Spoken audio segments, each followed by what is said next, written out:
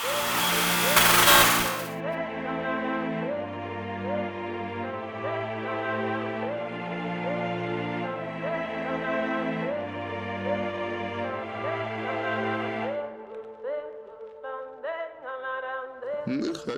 on the track.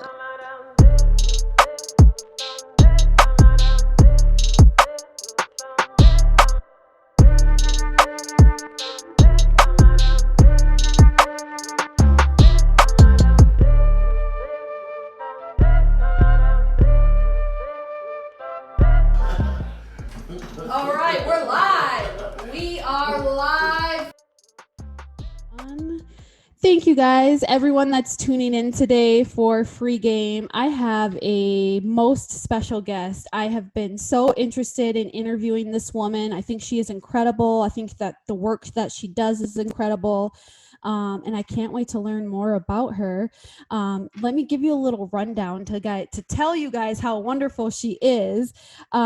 She is an immigration lawyer working tirelessly for disadvantaged people. She was a civil rights director in Minnesota and a complaints investigator in Minneapolis in the Department of Civil Rights. She moved to Sioux Falls in 2012, where she started a beautiful family. However, after the 2016 elections, decided to dive back in headfirst to civil rights issues to fight against Islamophobia, anti-immigration bills, and refugee issues.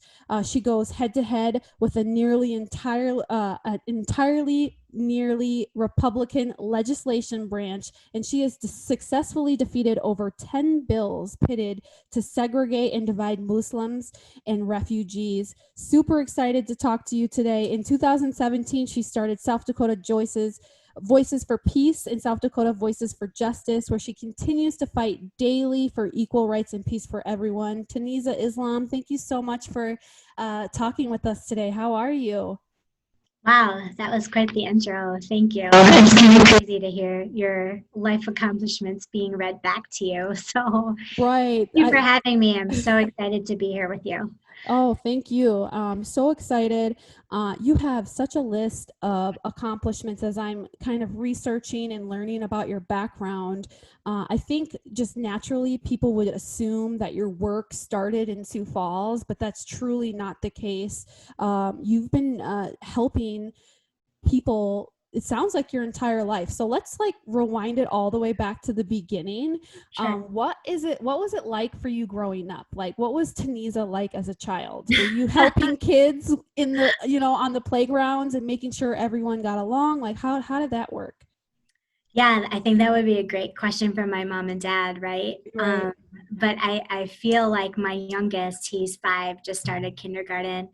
I feel like he's like looking into a mirror. So I can assume what my parents would say about my tenacity when I was little as well.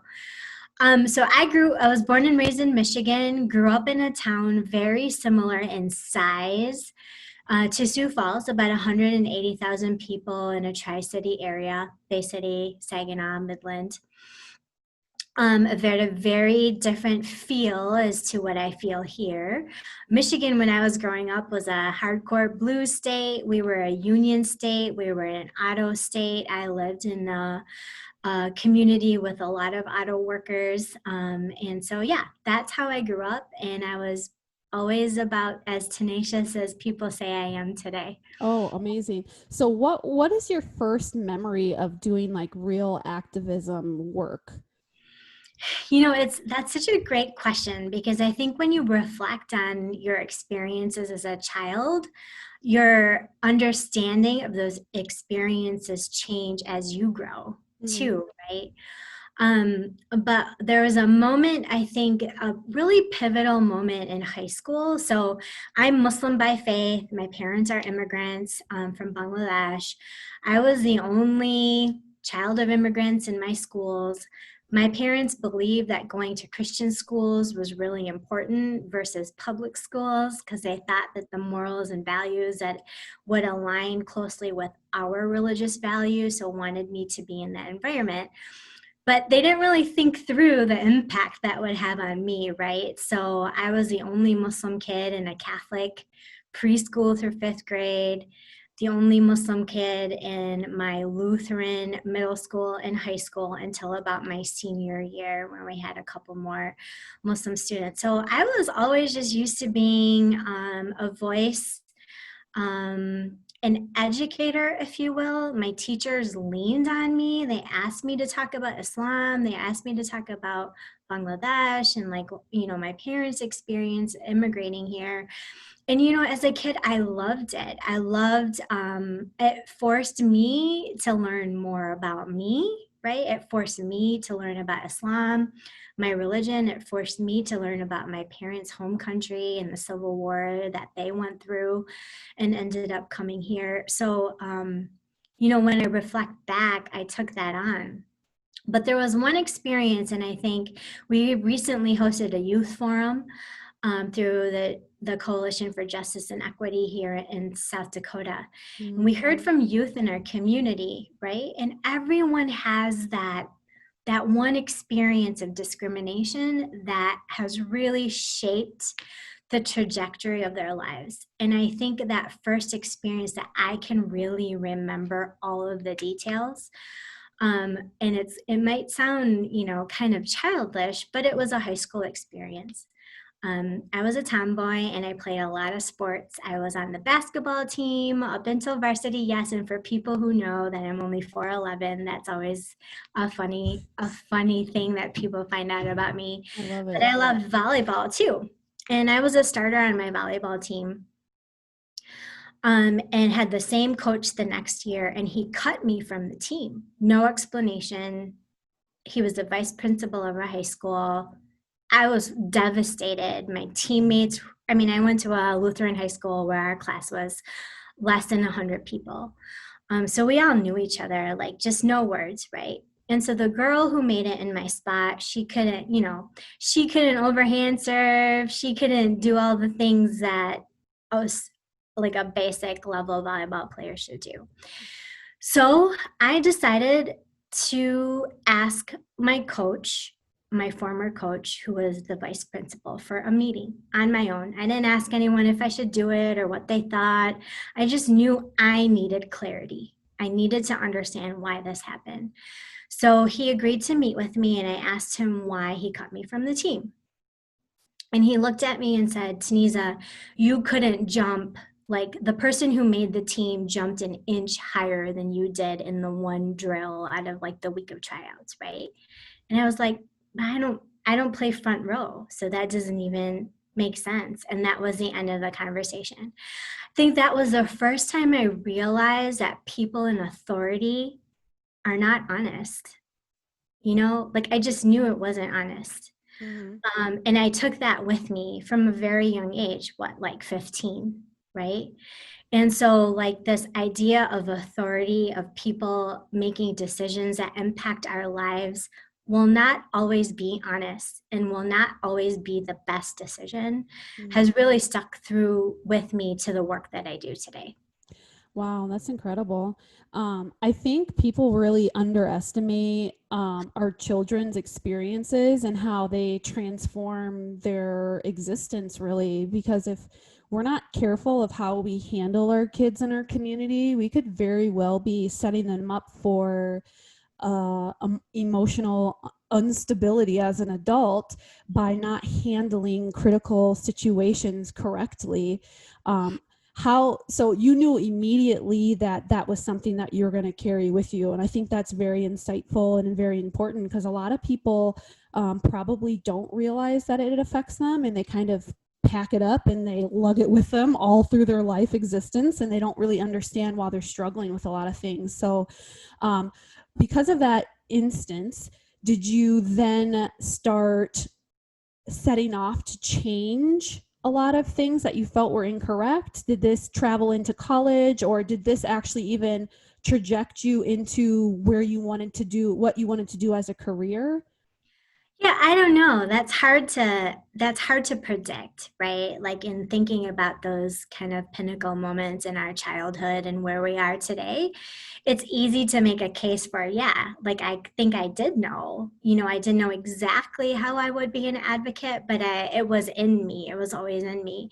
And I want to just go back to the point of like, how our children are equipped to handle these issues. I mean, think about when we're in school, you know, our authority, our teachers, our principals, our coaches, like those are all people we look up to, right? And when they're the ones who then are discriminating against you, it's very hard to process. I mean, I knew my parents were not equipped to have those conversations, so I never had those conversations with them. And honestly, it was my piano teacher, right? I played piano for 14 years, and I would start every lesson with her crying about something, right? But if it wasn't for that opportunity to be vulnerable and share these experiences with her for 10 minutes at every lesson, I'm not sure I would be where I am. You know, like when you reflect on how do kids process those things if they feel like, you know, they don't want to upset their parents by telling them X, Y, and Z every time. But for me, knowing that it's so critical for me to have that space for my kids, right?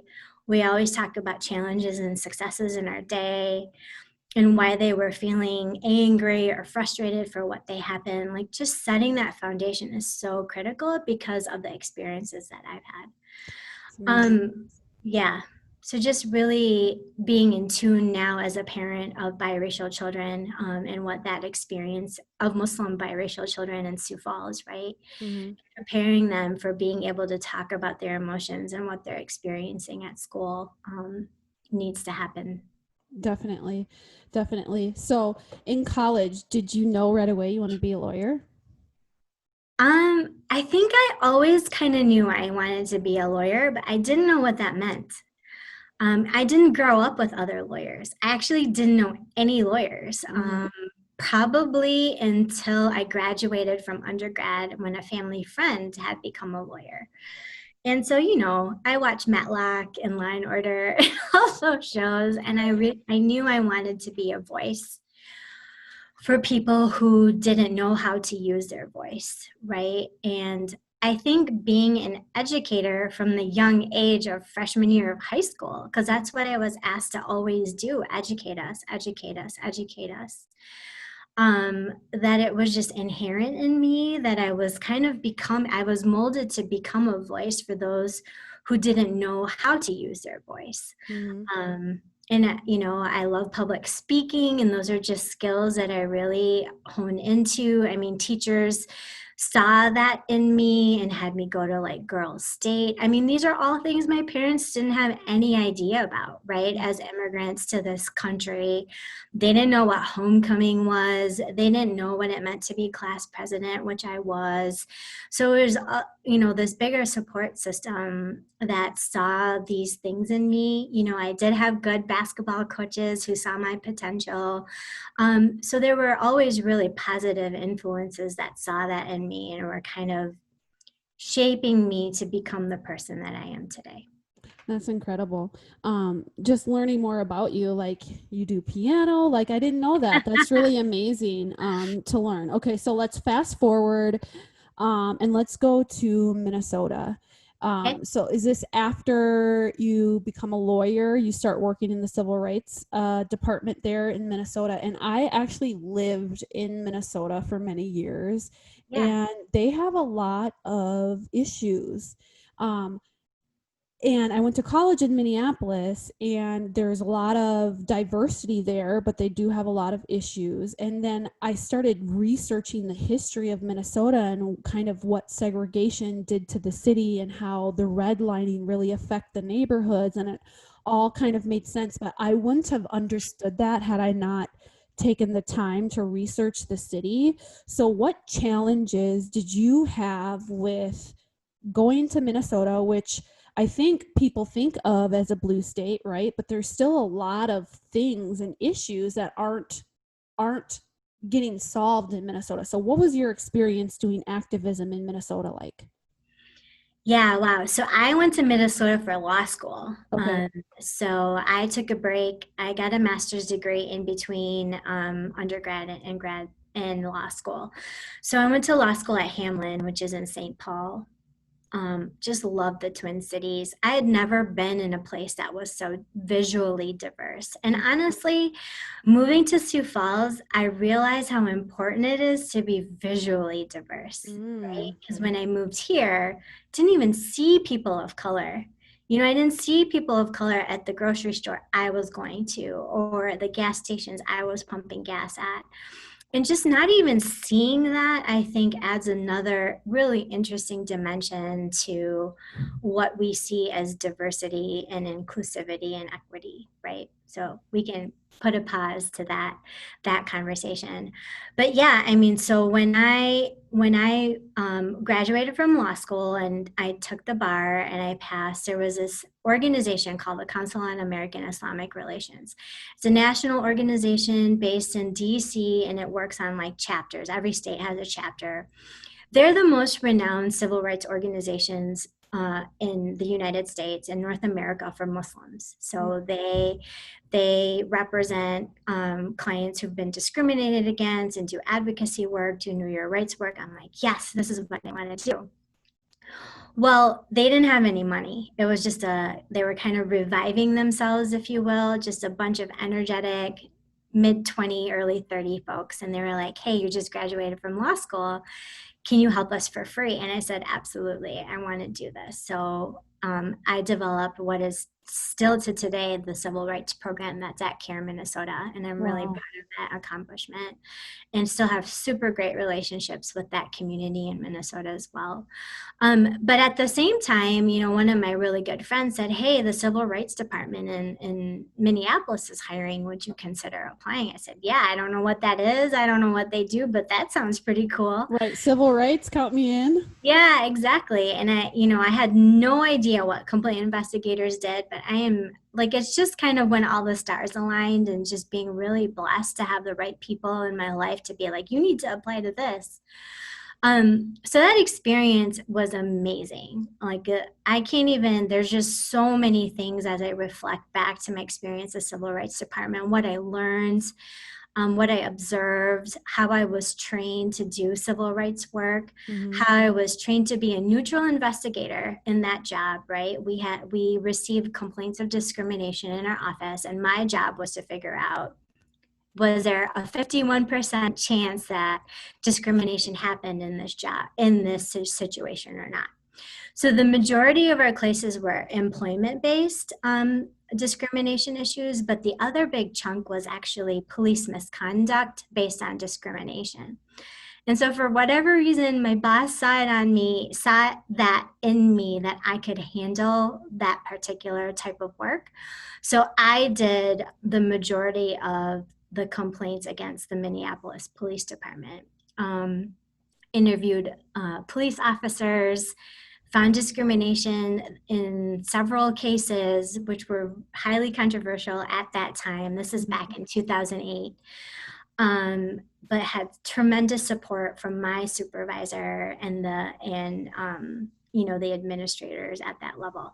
So this was the first time, honestly, that I was in a space of all people of color. So our unit, the complaint investigations unit, we were all attorneys of color or LGBTQ. So we were all like protected class, marginalized is a word I don't like to use, but in the law, it's considered protected classes, right, from discrimination. And I never realized that my entire life of doing this like educational work and building bridges, that I was really holding my breath, because it was the first experience that I had where I felt like I could just be me. And I was accepted for being an attorney of color. I did not have to prove myself to anybody, right? We were all in there to do the work, to have an equitable community, and our boss was really inspiring in terms of how he molded us to be those investigators. Wow, that sounds like an incredible experience. Also, I mean, all of the things you probably read and saw as far as discrimination, I'm sure is like tremendously heartbreaking. I'm sure you probably aren't surprised about the George Floyd incident and how that transpires in the police department, because you know, it happens all too often. So that's incredible. And there was a case, was it through an education institution that discriminated against a student that was a big case that you won? Could you tell us about that? Yeah. So, back to George Floyd's murder, it wasn't surprising. However, it's always shocking, right? And so, yeah, I mean, there were cases that I worked on actually that did result in the death of a person. So it wasn't the first time that I had been very involved in, my job was to figure out if that was discrimination, which is very different from a lawsuit that would look at civil rights violations or whatnot. So I wore a very different hat, but I saw super egregious things happening by police departments, by employers, by business owners. But I was so lucky to be able to be in that seat and understand how to really investigate those cases thoroughly and effectively. So I was a civil rights director for this nonprofit and a complaint investigator at the same time. So I worked full time and then I was a volunteer full time too. Wow. But the beautiful thing about that was like all of the skills that I was learning and gaining at the civil rights department was 100% transferable to my nonprofit work.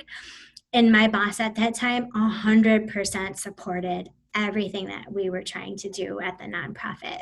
So again, just like the stars were like totally aligned when I was in Minneapolis. You were kicking butt in Minnesota. Yeah, I was like, let's do this. We're gonna like get discrimination. So one of the biggest cases that I've worked on was the St. Cloud Public School District we believed was discriminating against Somali Muslim students in the junior high and high school level. We were getting reports from the students that their complaints were not being taken seriously. So we did a lot of things.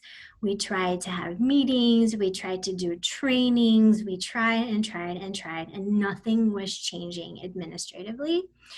And so I am all about using the processes that are in place for us to use. That's the biggest problem. When we don't know our rights, we can't enforce them, right? And so as an attorney working in civil rights, I knew what those processes were. And that process in that moment was filing a complaint of discrimination with the Department of Education, like the federal, not the Minnesota, but the federal Department of Education. And we did that. We had all of our evidence. We had all of our I's dotted and T's crossed. And it ended up that case went to mediation.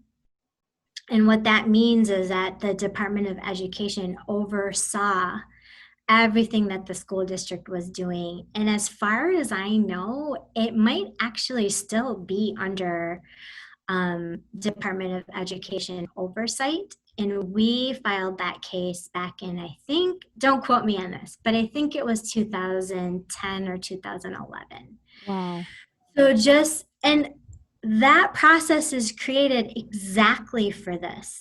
Right. And so when I hear complaints, systemic complaints, right? Like when you start hearing the same complaint over and over from students, there are other avenues. Litigation isn't always the only option. Filing complaints internally is not always the only option. You have to start there, but that's not the end. And so that's why I feel like as an attorney of color who has experienced discrimination in various aspects of my life, who understand these processes, like I want to educate other leaders in our community on what other avenues of equity are there, right? There's only so much conversation you can have until action needs to be taken. And that's my training, and that's how my brain operates when I come into these spaces. That's incredible. That is really incredible. And just to be a part of something like that, that's huge. And we are blessed as a community to have somebody like you in the community with so much experience. So we've traveled back to your childhood. We went to Minneapolis, Minnesota. Okay, so now let's bring it back to South Dakota. Yeah.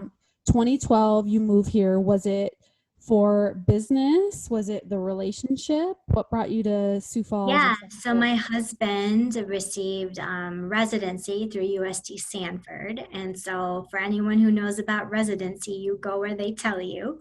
So we didn't have an option. Yeah, so we found ourselves here. We didn't know a soul, didn't know anybody. It was a really depressing time in my life because I was on such a high in the Twin Cities, right? And we had just had our first baby. He was 1 year old when we moved here. And I was like, okay, I think we need to be a family now, right? Like this ride of doing the work was so incredible and like we did so many impactful things just in a short 4 years that, that I was there in Minnesota and that work continues today. But when we moved here, I didn't know anybody and no one knew me. No one could vouch for me or for my work, right? And so I literally started from nothing when I moved here. And so I was just knocking on doors of law firms in town where I knew someone graduated from Hamlin, so seeking out alums first. But I applied to lots of jobs, never got an interview. I got one interview. And so, I was at a very low, coming from a very high, right? But then one of my previous colleagues from Minnesota said, hey, have you heard of the Bush Foundation's fellowships? You should really apply. I'm sure you have some ideas in your head on what could happen in Sioux Falls. So I did. I didn't even really know what the Bush Foundation was or what the fellowship was all about, but I got it in 2013. I became a leadership fellow, and then I also started my own private immigration law practice, which was always why I wanted to go to law school, was to practice immigration law. But there's immigration court for our region is in Bloomington, Minnesota. Well, now Fort Snelling, Minnesota. And so there's like thousands of immigration attorneys in the Twin Cities. And it was just too competitive because I don't know Spanish. I don't know any languages that Hmong refugees speak. I don't know Somali. And there were other great lawyers who did, right? So I put that immigration law practice idea on hold until I got here. And the rest is kind of history. Right. And then it's just been smoking guns and blowing up the city. And I really appreciate all the work that you do. And honestly, it's like sometimes it's like quiet, but you are like changing the law books almost for our state. And I certainly appreciate it. I grew up here in South Dakota, and we need radical change and inclusion here to stay afloat, because people will leave. And that was one of the number one reasons why I even left in the first place out of high school. I was like, I can't do this anymore. So I definitely appreciate it. Let's just talk about just being Muslim. How is life different here in South Dakota versus maybe being a Muslim in a larger city? What is the experience? I want to go back to the all of the advocacy work that has been so successful here. Like in your intro, you mentioned that our legislature is over 85% Republican, and how have we defeated 12 out of 14 bigoted bills. And I want to say the radicalness of our work is really not that radical. It's just being present. It's knowing the law, it's knowing policies, and very, the legislators are all our neighbors. They're a citizen legislator. And that's really, it means that folks are really accessible and they just want to learn and understand. And honestly, that's how we've been able to do our work, is being present, being equipped with information. I always joke, I'm like, I'm not burning my bra on any flagpoles. Like, I'm just having conversations, right? Mm-hmm. And but the courage it takes to have these conversations, right? And I'm not doing this work by myself. We have an amazing team of passionate advocates and allies, and it wouldn't have happened without them saying, we need you to help us to figure out how to have these conversations. And my first thing was like, okay, all these bills are against Muslims and immigrants and refugees. We need to bring them to be their own voice. The voices are here. They're not voiceless. they're just not brought to the table, right? And I guess I needed to come here to be like, we can bring people to the table, right? You might not understand Somali or Spanish, but that they still have a voice, right? And so that's the work that we're really doing. And I don't think it's radical. Honestly, it's just addressing issues, not backing away from the issue, because the goal for us at Voices is really about equity and justice, right? And I don't know how you do one without the other. I don't know how you have equity without justice. I don't know how you have justice without equity, right? And those are aspirational goals, but that is the center of our work, right? So when it comes to being Muslim, that's a loaded question, my friend, and we could have a whole day worth of workshops about this. Just like people, and I've learned these words, they call them the church home, right? Finding a church home. Like, you've got to shop around to find a place that you feel comfortable in, where you align with the theology and the way your religion is being taught, right? Same for us. Muslims are 2 billion worldwide. We're every culture, every language. We're conservative to liberal and everything in between and off the fringes, right? We're like any other community. And I haven't found my mosque home here, right? Unfortunately, because we have 3 mosques here in Sioux Falls. And from my perspective, they're conservative, more conservative, and ultra conservative, right? And I'm a pretty socially liberal Muslim. I focus on the justice and peace and equity that my religion gives me the framework for doing the work that I do.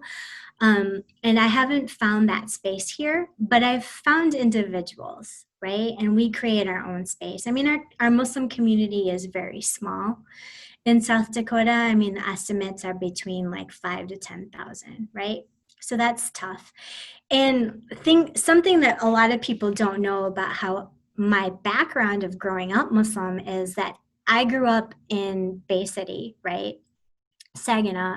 My mosque that I attended as a child all the way through college was founded by Nation of Islam Black Muslims. And then those Black Muslims were formerly Baptist, then they converted to Nation, and then they converted to Sunni. And so in Islam, we have different branches, right? Sunni and Shia are usually the 2 biggest sects, if you will, that people know of. And so I went to a mosque where our imams were former Baptist ministers, right? I went to a mosque where our elders were African American, Black. And that's what I grew up in. All of what I learned about Islam was social justice from a very young age. And that's what I reflect on now, right?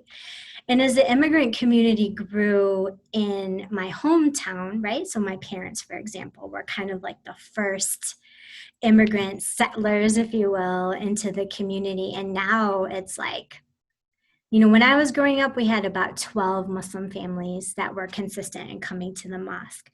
And now there's over 500 families, right? And the majority are immigrant background, not African American. But when I grew up, my parents and that like group of elders, if you will, made sure that the small Muslim community that we were never divided, no matter what. Like, the rule was, until we outgrew the space, we would never build another mosque again, right?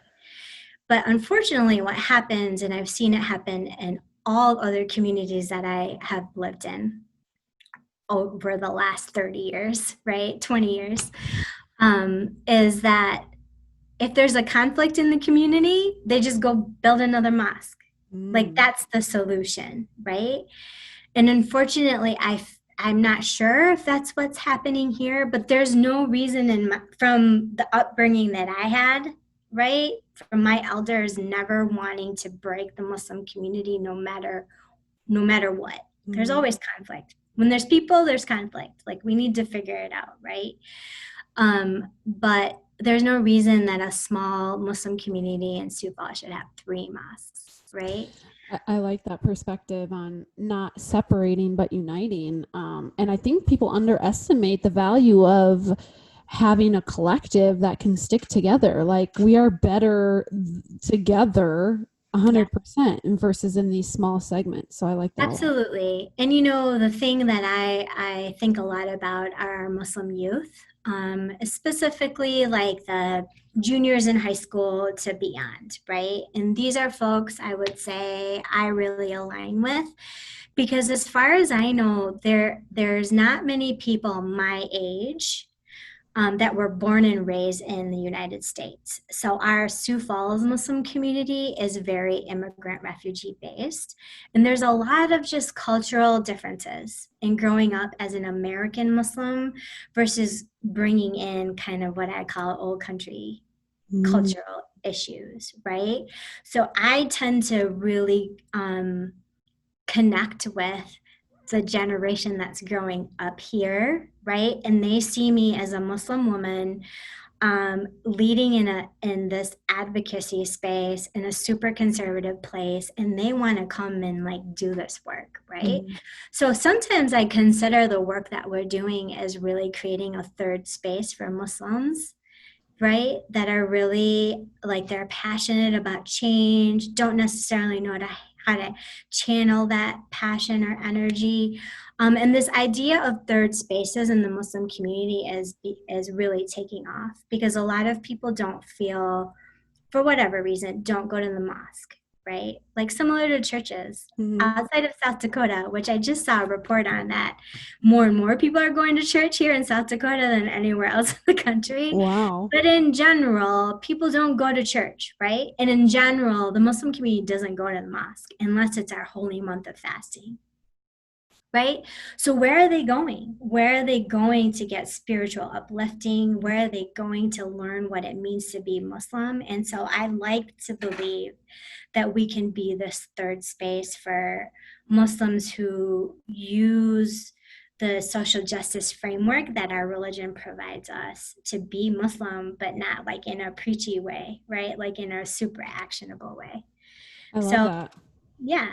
So I hope we'll see. We're just Oh, getting I always see young Muslim women and the younger kids are in your office when I was there and they're involved, and I think that's really amazing because you're mentoring, you're showing that it's possible, and it's always wonderful to see almost like a reflection of yourself. We just started a private school for minority children, and one of the things is a lot of Black students don't see a Black teacher until they're in college. So they literally go throughout their whole education not really seeing people of authority look like them. And we are trying to dismantle and reshape that for kids in our community too. So, yep. yeah. You Thank got you the for older doing kids. Yes, we got the little ones over here. We'll meet in the Um, middle one day for sure. yes, I would love that. Okay, so I could talk to you for hours. Yeah. I definitely want to get to what's at stake coming in November. And then we can kind of segue out. I have my last question I want to ask you, but Sure. what are your thoughts about the election coming up? How important is it? And what can we do as a community to kind of shift and do our part? I mean, I think every election we feel like it's the most critical election that's ever been. But um, yeah, I'm an immigration lawyer, right? And I'm a Muslim American. These are not like things I'm just passionate about. They're my life. They're me. They're who I am. They're my clients that I serve with my team here at Voices for Peace. We know the stories. We hear the stories from the baby's mouths to our ears. Some of our clients are as young as 6 years old that are in immigration court. So for people who don't have that, I try to reflect on like, why would they care, right? Why would they care about some kid in a cage at the border, right? But I think this moment is really about the morality and the moral compass of our country, right? The deterioration of just the immigration system, the legal immigration system, right? And I mean, there is like hundreds and hundreds of policies and laws that have been destroyed when it comes to asylum process, all the way to TPS that was just at the Supreme Court that they're dismantling now. People forget, I think, that with all of these changes, people's lives are impacted. People who've lived here for 40 years now have to go back to a home country that they don't know because they won't be allowed to stay here, right? People fleeing, parents sending their children on foot to our border.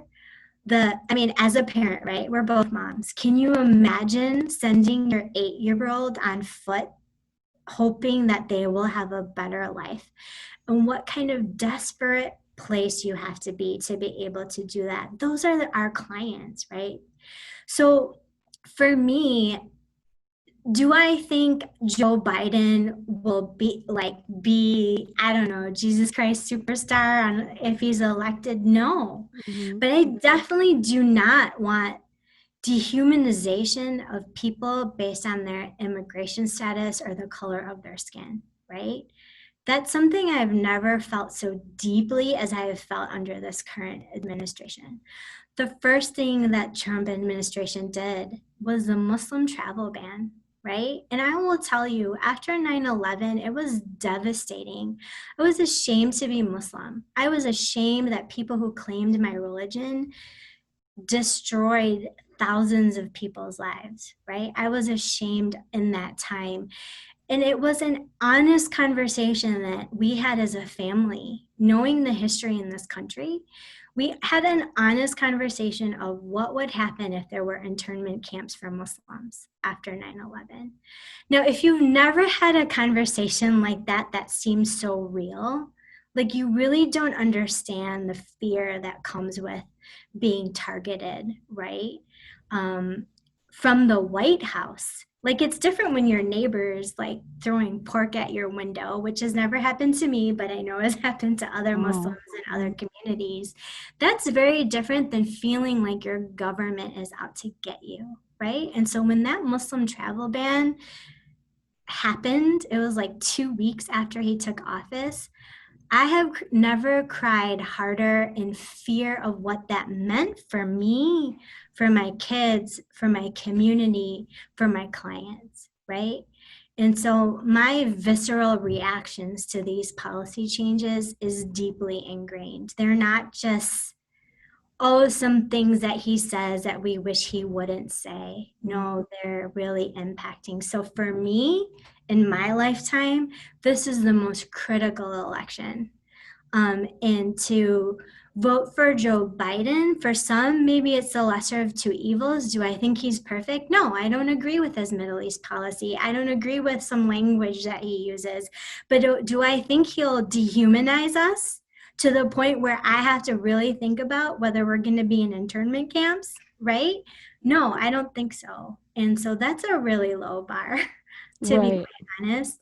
But I mean, there's other things I care about too, like free press, right? Like I care about our leaders accused of sexual harassment and paying off those who are accusing him. I care about freedom of religion, right? I care about freedom from religion. I care about the First Amendment. I mean, I care about so many things that I just see completely dismantled in the last 3 years. And so for me, from where I am, the work that I do, the religion that I practice, the person that I am, the community that I want, for my kids, this is the most critical election. Well, if you guys are on the fence of whether or not you need to participate and vote, I think Taneeza gave you guys more than enough reason to get out there and express your right. So thank you so much, Taneeza. This was an incredible conversation. I feel like we need to do a part 2. I learned so much. Yes, I learned so much. That was so great. Thank you so much. And I like to end every episode with asking my guests, if you can give them one piece of free game, what would it be? If you're debating on whether you need to ask a question or make an ask, make the ask.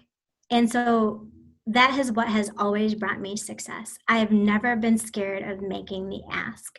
So whether it's funding, whether it's asking for legislative change, whether it's asking for more staff, whatever the ask is, if it's asking for a higher salary because your value is more than what you're getting paid, because the worst thing that will happen if you make the ask and the answer is no is you're exactly where you just are, right? Nothing changes with a no, but everything can change with a yes. So always make the ask. Oh, that was beautiful. Thank you so much for joining us. Have a great rest of your day. And thank you guys for tuning in. I will leave South Dakota Voices for Justice and Peace's information in the comments of this video so you guys can read and search up and definitely follow this cause. Taneeza is a great leader. And I look forward to seeing what you guys are going to be doing in the future. Hopefully I can be a part of it too soon. So Yeah. thank you so Thanks, much. Gigi. All right. Have a great rest of your day. Thank you. You too. Bye. Bye.